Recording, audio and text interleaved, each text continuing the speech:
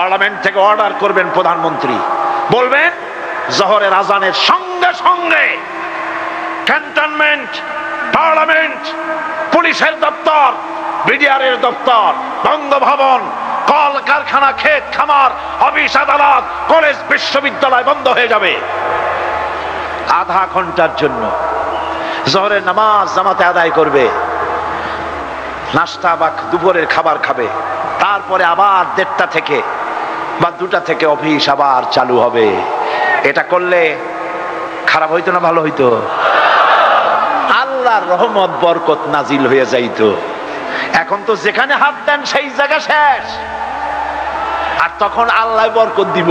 কে বরকত দিবে? দোয়া দেখার। ওই শুনুন, আমার আল্লাহর ভাষায় শুনুন। আল্লাহ রাব্বুল আলামিন বলেন, ওয়ালাউ আন্না হালাল কুরআমানু ওয়াত্তাকাউ লাফাতাহনা আলাইহিম বারাকাতিম মিনাস সামাই ওয়াল আরদ। আল্লাহ পাক বলেন, দেশের লোকেরা যদি আমার উপর ঈমান আনে আর আমাকে যদি ভয় করার নীতি অবলম্বন করে চলে, তাহলে আকাশ আর জমিনের বরকতের সব দরজা খুলে দেব। এই ওয়াদা কার? আকাশ জমিনের বরকতের সব দরজা খুলে দেব। কত খাবি? সারা পৃথিবীর সমস্ত প্রাণীর খাদ্য তিনি দেন। কে দেন? বাংলাদেশের এতগুলি মানুষ যিনি বানাইছেন, খাওয়ার বুঝি তোমার কাছে চাইবে? গত বছর বাম্পার ফলন হলো। পার্লামেন্টে এক মন্ত্রী, সংশ্লিষ্ট মন্ত্রণালয়ের দায়িত্বশীল মন্ত্রী বললেন, আমরা সার দিছি, বীজ দিছি, হ্যান করছি, ত্যান করছি, যার কারণে বাম্পার ফলন হয়েছে। আমি আমার বক্তৃতায় দাঁড়িয়ে বললাম, মোটেই নয়। এই বাম্পার ফলনের পেছনে সরকারের কোনো কৃতিত্ব নয়, সমস্ত কৃতিত্ব শুকরিয়া আল্লাহ রাব্বুল আলামিনের। লাইন শাকারতুম লাযীদান্নাকুম। আমি কি গল্প করি আপনাদের সাথে? আমি কার কথা শোনাই? আল্লাহ পাক বলেন, লাইন শাকারতুম লাযীদান্নাকুম। যদি আমার নিয়ামতের শুকর আদায় করো, নিয়ামত বাড়ায়া দেব। ওয়ালা ইন কাফারতুম ইন্না আযাবী লাশাদীদ। আর যদি কৃতজ্ঞ হও, শুকরিয়া আদায় না করো, মস্ত বড় শাস্তি দেব। গত বছর বাম্পার ফসলে, বাম্পার ফলনে শুকরিয়া আদায় করো নাই, এবার 30 লক্ষ টন খাদ্যশস্য ঘাটতি হয়ে গেছে। ঠিক কিনা? আল্লাহ শুকরিয়া আদায় করো, মাথা নিচু করো, সেজদা দাও আল্লাহরে। আল্লাযীনা ইম্মাক্কান্নাহুম ফিল আরদ। আমি যদি মুমিনদের ক্ষমতা দেই, প্রথম কাজ হলো নামাজ। ইউনিভার্সিটির ভাইস চ্যান্সেলরের ইমামতিতে ছাত্র ছাত্রীরা যদি বা জামাত নামাজ আদায় করে, ওই বিশ্ববিদ্যালয়ে চোর ডাকাত গুন্ডা বদমাশ পয়দা হইতে পারবে? পারবে? ইন্সপেক্টর জেনারেল অফ পুলিশ তিনি ইমামতি করবেন, তার অফিসের সিপাহীরা তার পেছনে নামাজ পড়বেন, দারোগার পেছনে তার পুলিশেরা নামাজ পড়বেন, এসপির পেছনে তার অফিসের লোকেরা নামাজ পড়বে। বা জামাত মাসের পর মাস, বছরের পর বছর। বুকে হাত দিয়ে কর, এমন পুলিশের পিটাইয়াও ঘুষ খাওয়ানো চাইবে? যাবে না। আমি বহুবার প্রস্তাব করেছি পার্লামেন্টে শিক্ষা করো, তারা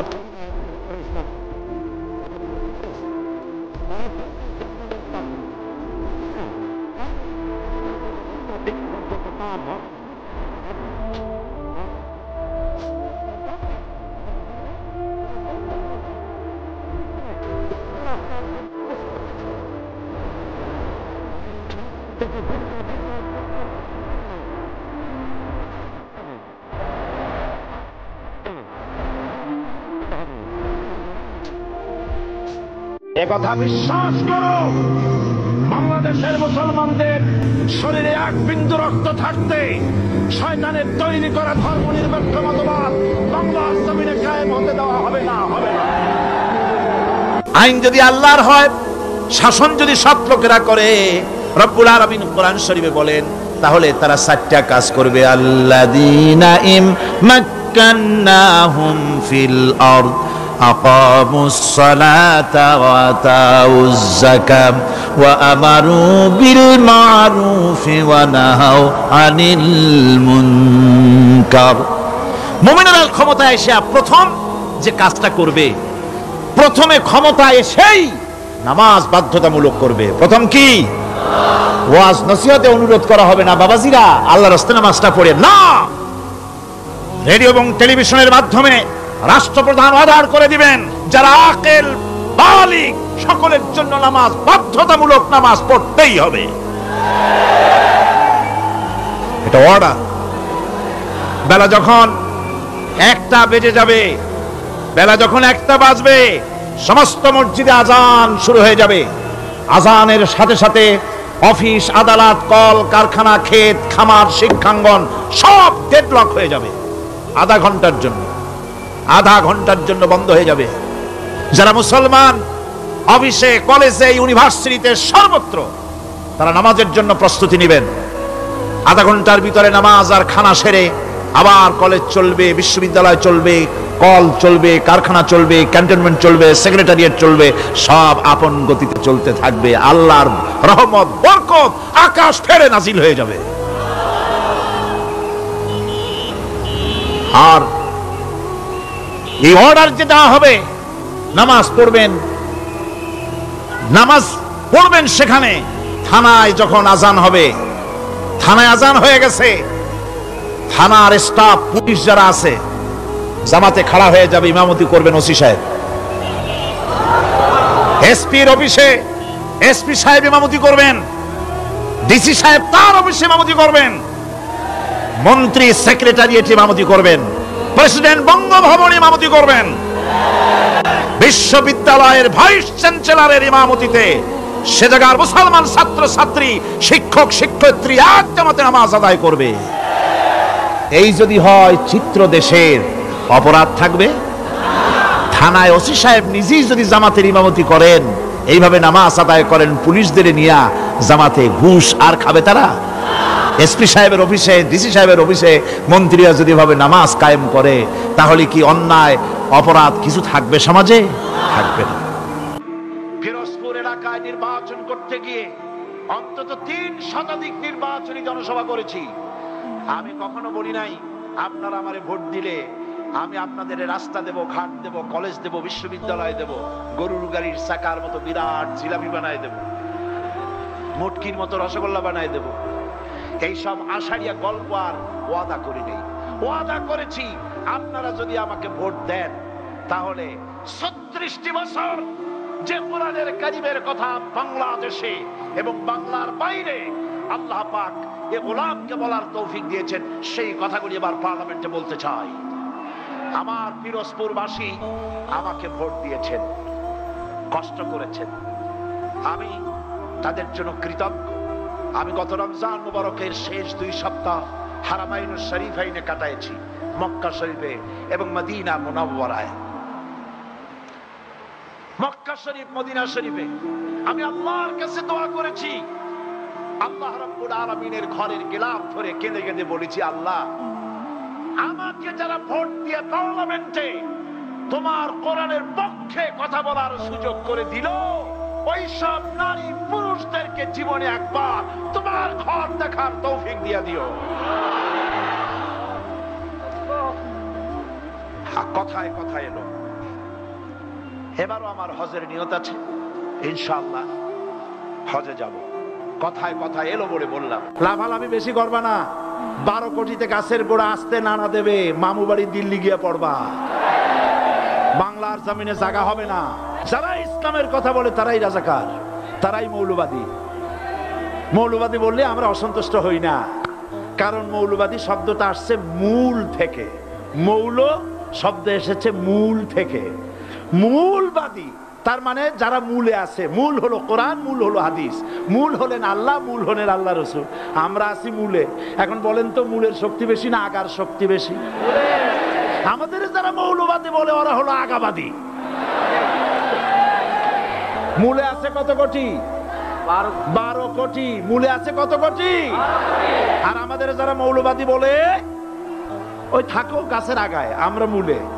লাভালাভি বেশি করবা না, 12 কোটিতে গাছের গোড়া আসতে নানা দেবে, মামু বাড়ি দিল্লি গিয়ে পড়বা, বাংলার জমিনে জায়গা হবে না। এ কথা বিশ্বাস করো।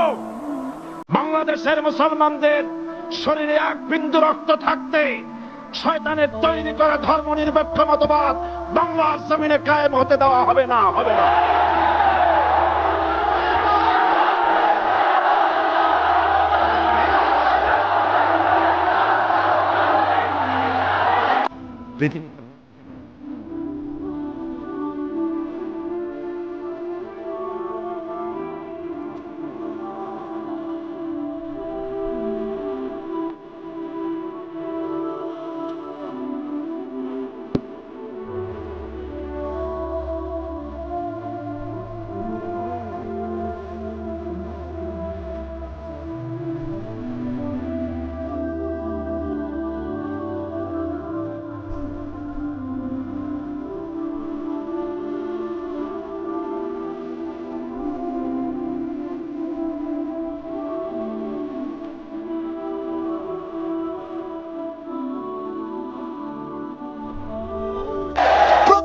নামাজের পরে মা বাবার জন্য দোয়া করবেন, বেঁচে থাকুক আর মরে যাক, দোয়া করবেনই, মনে থাকবে।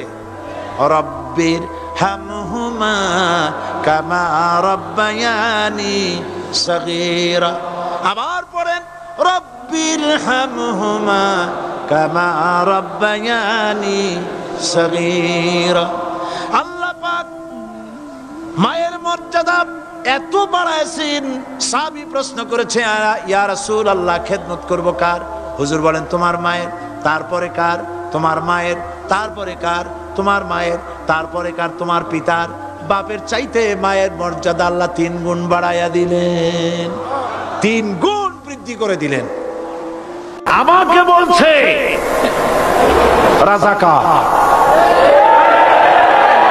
শুনে রাখো চট্টগ্রামের লক্ষ লক্ষ জনতা, পার্লামেন্টে যখন আমাকে এই কথা বলা হয়েছিল, আমার পার্লামেন্টের কলিগ জাফরুল্লাহ চৌধুরী সাহেব বসে আছেন এখানে, জাফরুল ইসলাম চৌধুরী বসে আছেন পাশে, প্রধানমন্ত্রী সুদ্ধা, অন্তত 3 শতাধিক পার্লামেন্টের সম্মানিত সদস্যরা সেদিন বসা। 1997 সনের বাজেট বক্তৃতা যখন আমি করতেছিলাম, ডক্টর কুদরতে খোদা, নাম রাখছে কুদরতে খোদা, আসলে গজবে খোদা। এই লোকটি নাস্তিক, ইসলামের চূড়ান্ত দুশমন।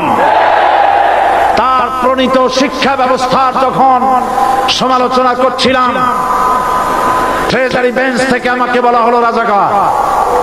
আমি আমার সমস্ত শক্তি একত্রিত করে বলেছিলাম শুধুমাত্র হিন্দুস্তানের রাজাকারেরাই আমাকে রাজাকার বলতে পারে। আমি বলেছিলাম 1973 সন পর্যন্ত আমি বাংলাদেশের কোন রাজনৈতিক দলের নেতা এবং কর্মী ছিলাম না। আমি রাজাকার নই। আমাকে রাজাকার বলে যদি তাকে প্রমাণ করতে না পারে 10 কোটি টাকার মানহানি মামলা দায়ের করব। আমার এই বক্তব্য সারা দুনিয়া শুনেছে, পার্লামেন্টে আমার এই বক্তব্য রেকর্ড হয়ে আছে। সেদিন 3 শতাধিক পার্লামেন্ট মেম্বারের কেউ আমার চ্যালেঞ্জ গ্রহণ করেন নাই। যে কোনো ব্যক্তি পার্লামেন্টে গিয়ে আমার বক্তৃতা দেখে আসতে পারেন। এরপরে 1997 সনের 7 অক্টোবর দৈনিক জনকণ্ঠ পত্রিকা যখন আমার বিরুদ্ধে লিখলো, সেই পত্রিকায় সাইদির ওপেন চ্যালেঞ্জ 8ম পাতা, 1997 7 অক্টোবর, এত বড় 2 কলমে হেডিং। সেখানে আমি বলেছি বাংলাদেশের সকল সাংবাদিক, গোয়েন্দা বিভাগ, বাংলাদেশের সকল বুদ্ধিজীবীকে আমি আমার পিরোজপুরে আমন্ত্রণ করছি। আমার উপস্থিতিতে যদি কেউ প্রমাণ করতে পারে বাংলাদেশের স্বাধীনতা যুদ্ধের বিরুদ্ধে আমার কোন ভূমিকা ছিল, সজ্ঞানে স্বেচ্ছায় জাতীয় সংসদের সদস্য পদ থেকে পদত্যাগ করব। যারা রাজাকার বলবে তারা পিতৃ পরিচয়হীন অবৈধ সন্তান। 1971 সনে, শোনো মুসলমানেরা, 1971 সনের কোন কাদা সাইদির গায়ে লাগে নাই। আমাকে রাজাকার বলে জনগণ থেকে বিচ্ছিন্ন করবা, জনগণ থেকে আমারে বিচ্ছিন্ন করা যাবে না। কারণ এই জনগণ আমার জন্য আসে না, এই জনগণ আসে আল্লাহর কোরআনের জন্য।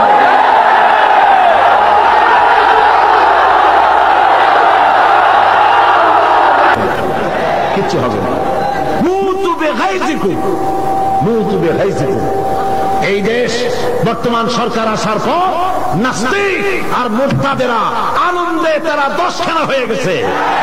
তারা ভেবেছে দেশ তাদের, এদেশের মুসলমানের বেঁচে থাকবে, নাস্তিক মুরতাদদের স্বপ্নকে পূরণ করতে দেওয়া হবে না। বিশ্বাস করুন, কোরআন আমার সামনে, আল্লাহর কসম, কোন জীবিত পীর, কোন মৃত্যু পীর আমার ভাগ্যের ভালো বা মন্দ করার কোন অধিকার রাখে না, রাখে না, রাখে না। কোন পীর ফু দিয়ে আমার ভাগ্যকে ভালো বানাই দিতে পারবে না, পারবে না, এবং আমার একটা চুলও বাঁকাও করতে পারবে না। খাইরিহি ওয়া শাররিহি মিনাল্লাহ তাআলা, আমার ভালো আমার মন্দ করার একমাত্র মালিক কে? এক আঙ্গুল আকাশের দিকে উঁচু করে চিৎকার দিয়ে বলুন কে? আবার বলেন, আবার বলেন, আবারও বলুন। আল্লাহ কবুল করুন, বলেন আমিন। আমার এই বক্তব্য দিয়ে আমি কোন পীরকে অমর্যাদা করছি না। পীর সাহেবদের কাছে পীর কোন শরীয়তের শব্দ নয়। কোরআন এবং হাদিসে কোথাও পীর বলে কোনো শব্দ নাই। বছরে একবার রোজা রেখে, বছরে 1 মাস রোজা রেখে মনে করলে ইবাদত শেষ। 5 ওয়াক্ত নামাজ পড়ে মনে করলে ইবাদত শেষ। আমি প্রশ্ন করি, 5 ওয়াক্ত নামাজের নামই যদি হয় ইবাদত,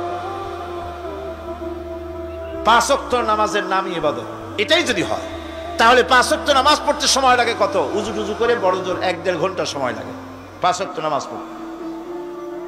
তো এর নাম যদি হয় ইবাদত, তার অর্থ কি দাঁড়াবে? অর্থ দাঁড়াবে আপনি 24 ঘন্টার ভিতরে 1 থেকে 1.5 ঘন্টার জন্য আল্লাহর গোলাম, বাকি 22 ঘন্টার জন্য শয়তানের গোলাম হতে কেউ রাজি আছে?